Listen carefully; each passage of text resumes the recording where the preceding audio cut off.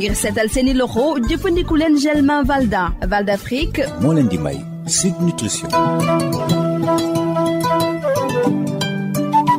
asalaamaaleykum mbokk déglukat yi docteur Bintou Cheikh Seck maa ngi lay nuyu. maa ngi lay fay Rosalie. docteur tey dañuy jox kàddu suñu ay auditeurs ñu posé seeni ay questions nga taamu ci ñeent yoo xam ne posé nañ ko ci suñu page Facebook.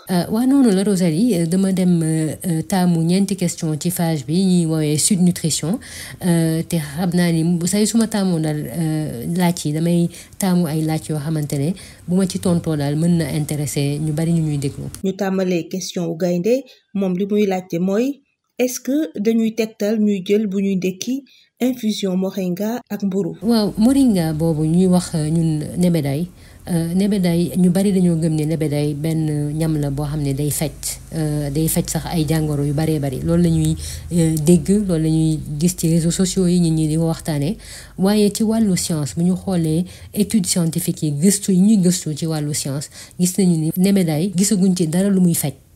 yoo xamante ne science mën nañu wax ne lii da koy faj nit ki war na ko jëfandikoo ñii la ko war a jëfandikoo bu loolu weesoo man am naa lu toll ñeenti nit yoo xamante ne ñëw nañu seet si ma sama cabinet te ñooñu dañ daan jëfandikoo nebedaay bi lu bari maanaam di ko jël ci infusion comme ni ko gaynde di defee di ko naan jus di jël pëndëx bi di ko suy ci seen ñuy lekk te ñoom ñëpp ay gàllankoor ci wàllu wér-gu-yaram la leen dikkee te li ci bari ci gàllankoor yooyu ci seen roñoo yi la jàpp donc li may wax gaynde rek mooy bàyyi nebeday boobu muy naan bés bu nekk na ko bàyyi waaye mën na évidemment di lekk muróom bu xëyee lekk muróom di ko nekkee muru mën na ko boole café mën na ko boole kenkeliba mën na ko boole yeneen façon waaye daal nebeday bi du li gën. laaj bu ci topp mooy bu yango est-ce que mën nañu continuer di lekk suñu plat sénégalais yi bu fekkente ne taux cholestérol bi nekk ci suñu deret dafa yéeg.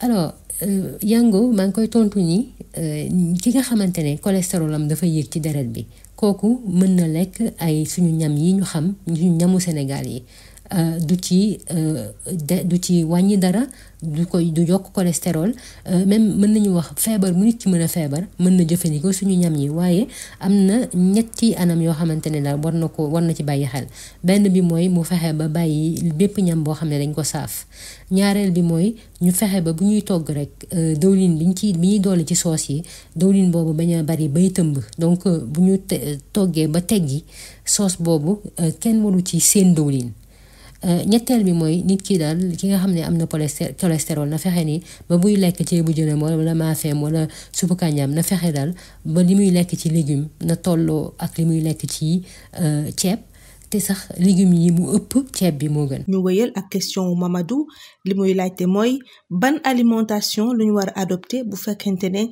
dañuy faral di am ballonnement. waaw ballonnement yooyu maanaam nit ki mooy bu fekkee dafay yëg ay gaz yu nekk ci butit bu mat mi ba nga xam ne sax mën na dem ba indi ay métit day tax biir bi rëy ndaxte gaz la maanaam ngelaw la am na yenn ñam yoo xamante ne day indi gaz yooyu. donc ki nga xamante ne day faral di am ay gaz dafa war a wàññi li muy lekk ci ñam yooyu wala bu gisee ni vraiment saa su ci lekkee même lu tuuti sax daf koy indil gaz yooyu mu bàyyi ñam yooyu benn bi mooy crudité maanaam légumes yoo xam ne ñorul comme légumes yi ñuy def ci ay salade ay carottes râpées ay choux râpés ay salade ci boppam mu wàññi ko chou yi lépp loo xam ne ci chou la bokk chou pommé chou chinois chou fleur yooyu itam mën na indi ay gaz. soble même soble bu ñor bu baree mën na indi gaz waaye soble bu ñorul moom day indi gaz li ñuy wax aussi légumineuse maanaam bépp xeetu lentille ñebbe haricot blanc yooyu yëpp mën na indi gaz beneen bi mooy deru fruits ak légumes mën na indi gaz yu bari donc ki nga xam ne day am ay gaz na fexe ba légumes yi muy lekk ak fruits yi muy lekk yëpp comme ay pomme ak ay poire mu xolli ko et puis bien sûr boisson gazeuse maanaam soda yi yooyu comme dafa bari gaz ki nga xam ne day am faral di am gaz bu ko naanee day am gaz waaye bu loolu weesoo ñam yooyu ñu wàññi ko wala ñu bàyyi ko nit ki war na aussi ci li muy lekk mu boole ci ay fruits lu ko gën a néew ñetti portion maanaam ñetti fruits ci bés bi et puis mu boole ci légumes saa yu suy lekk muy añ ak di reer mu fexe ba boole ay légumes yu doy ci li muy lekk et puis kooku aussi war na fexe bay tàggat yaramam lu ko gën a néew ñetti yoon ci semaine bi loolu yooyu noonu bu ko defee rek gaz yi dañ wàññeeku bu baax a baax wala sax ñu taxali kook ñoom. lu ñuy jeexalee nag du ab laaj waaye ab réaction la bu Naaru Kawsara par rapport ak sa chronique bi nga defoon ñetti fan ci weeru juin ci Café Touba moom nee na ci lu soxal anam yu bon ñuy defaree yenn Café Touba yi waruñu généraliser ndax am na ay jaaykat yoo xam ne dañuy defar seen café ci anam yu baax te duñ ci yokk suukar su bon si nga xam ne moom la ñuy wax suukar Baay Faal nee na loolu da koy wax ngir rek ñu bañ a jox dëgg ñi nga xam ne dañoo jàppee Café Touba ni ñam bu sellul. waaw li ma bëgg rek fàttali suñu auditeurs yi mooy ñi nga xam ne déglu wuñ ko mën nañu déglu chronique boobu ci page bi Sud Nutrition waaye pour tontu rek Naaru Kawsara ma koy fàttali ni ci chronique boobu wax naa ni Café Touba mën na sax baax ci wérgu yaram ndaxte am na yu ci nekk ci ñar baak yi ci des yoo xamante ne dafa baax ci ñun ci suñu wérgu yaram donc mosuma wax ni bu ñu naan Café Touba wax naa ne mën nañ ko naan mën nañ ko jëfandikoo xam naa ni aussi que am na ñooy ay jaaykatu Café Touba yoo xamante ne seen Café Touba dafay set sell et puis vrai café la li ñuy jaay qualité la waaye man ci chronique bi li ma bëggoon mooy ñi ñuy déglu xam ne ni am na aussi ay café yoo xamante ne ci mbedd mi dañ koy jaayee te defaruñ ko ci anam yu wóor du café bi ñu ciy def du café dëggantaan et puis aussi maanaam ni ñu koy defaree xëy na cet bi ci waroon nekku ci loolu laa bëggoon suñu auditeurs yi xam ko. docteur nga fàttali suñu page Facebook. page bi mooy Sud Nutrition comme ni ma ko waxee rek ngeen def comme suñu auditeurs yi tey Gaynde Yango Mamadou ak Naaru Kawsara ngeen laaj ñu seeni laaj yi ngeen bëgg ñu tontu et puis boo leen amee ay thèmes yoo leen bëgg ñu développé ci Sud Nutrition ngeen wax ñu ko foofu te xam leen ni am na ay chronique vidéo ak audio ñu posté ci page bi. may gërëm Val d'Afrique di la jaajëfal docteur Bintou Cheikh Seck. jërëjëf Rosalie. ngir seetal seeni loxo jëfandiku leen gel main Valda Val d'Afrique moo leen doon may Sud Nutrition.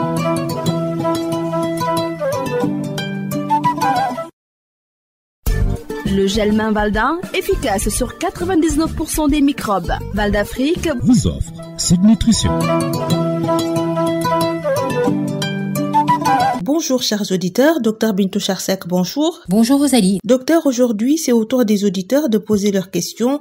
Vous avez sélectionné 4 questions sur la page Facebook. C'est bien ça Rosalie, j'ai choisi 4 questions sur la page Facebook Sud Nutrition dont les réponses pourraient intéresser un grand nombre.